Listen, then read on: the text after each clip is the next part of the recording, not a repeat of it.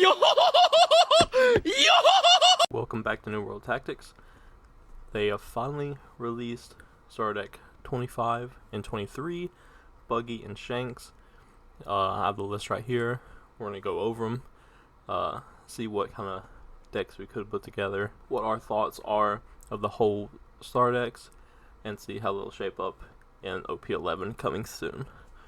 So first we got Buggy. You got a couple good reprints in here. You got the 10-drop Buggy. You got your Mr. 3 Searcher event. I think it's awesome that they put the promo in here. It's nice for people who couldn't get it. It's a great card to have as well in the deck. So I'm happy they put it in here. But we're going to go down here to this bottom row and review the new characters that they put in the starter deck. So first we have Alvida, 4 for 5. If you have 2 or more characters with a base cost of 5 or more, this character gains +1 cost. And on play, if your leader is Buggy, draw 3 and trash 2. First off, great on play ability. Love the draw 3 trash 2. It's awesome. The best thing about most of these cards, what I seen before I started recording, is that these 4 cost characters are getting +1 cost for stuff. So it makes it a lot easier to keep that 10-drop Buggy on the field. So next we'll go to Kabaji. If you have 2 or more characters with a base cost of 5 or more, this character gains blocker and +1 cost. Opponent's turn, this character gains 5,000 power. So he's a 4 for 1, which is whatever. It don't look good at first. It's a 2k counter. But if you do play it and you got 2 other cards out there, it becomes a 6k blocker in your opponent's turn. That's also a 5 cost, which helps the Buggy once again. So that's really, really good. We have, which I think is the best card in here by far, is the Crocodile Mihawk, 8 for 7. On play, draw 2 cards and trash 1 card from your hand. Then play up to 1 cross-skill type character card with a cost of 4 or less from your hand.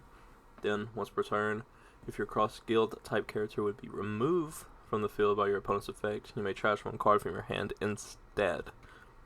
So this is a great combo card to a lot of these.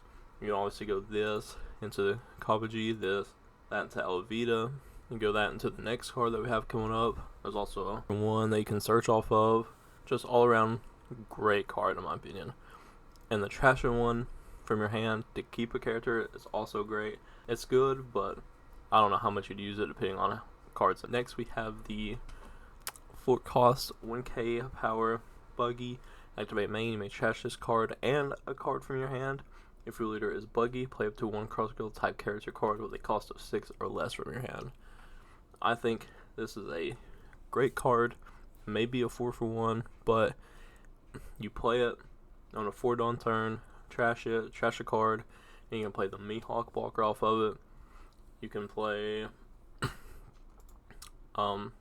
this Helvetia off of it, that of it. You can play basically anything in this deck, and it is perfect getting it out there so fast to be able to set up for that 10-drop Buggy down the road. And lastly, Emoji.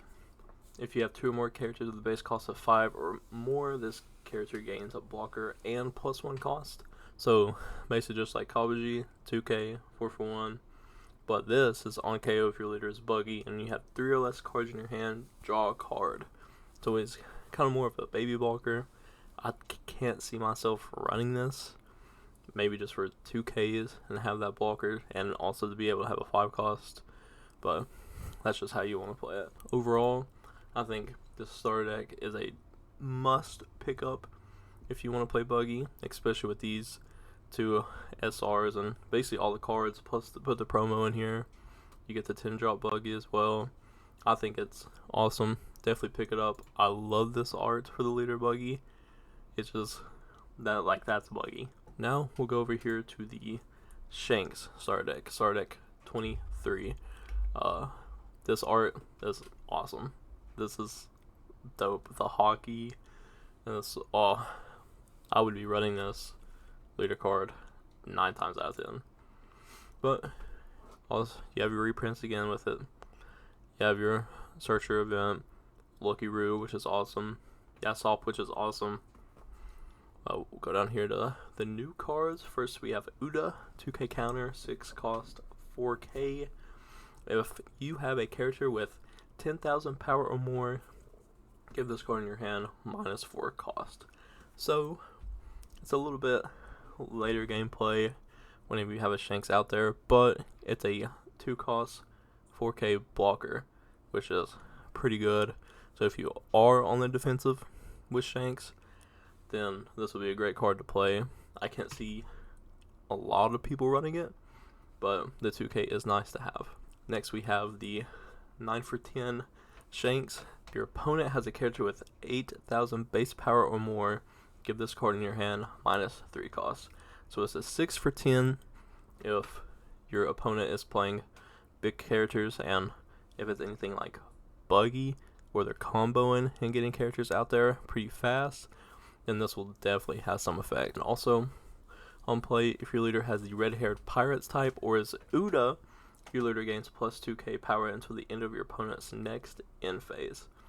That is kind of crazy. That is more for Uda than it is Shanks. Obviously, it could be played for both because he's got red-haired pirates for Emperors.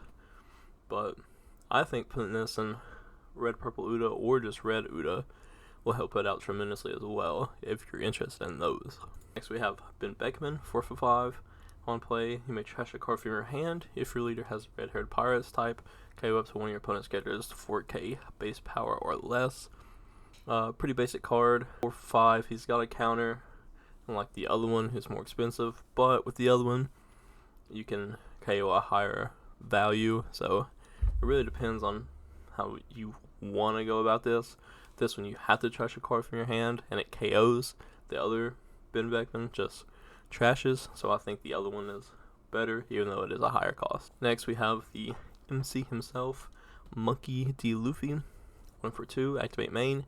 You may rest one of your Dawn cards in this character, give it to one of your opponent's characters minus 1,000 power during this turn. I don't see this being played in this deck, but I could see it being played in a deck like Caesar or something that's trying to KO power, and this is just getting this out here fast, resting it, Dawn card, giving something -1, but I don't see why you would play this resting the Dawn when you have stuff that you can give a Dawn to that character, and it gives -1,000 or even more power. So lastly, we have Yasop.